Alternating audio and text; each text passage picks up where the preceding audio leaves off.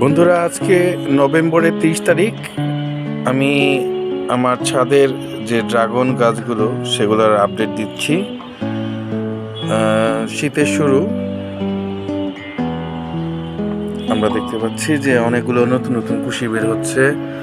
এই শীতের সময় ড্রাগনের নতুন ডালের কুশি বের হওয়ার সময়। তারপরে যখন ফেব্রুয়ারি মার্চ আসবে তখন নতুন করে ফুল হবে এবং সেটা থেকে ফল দাঁড়াবে। এখানে বেশ কিছু ভ্যারাইটি আছে।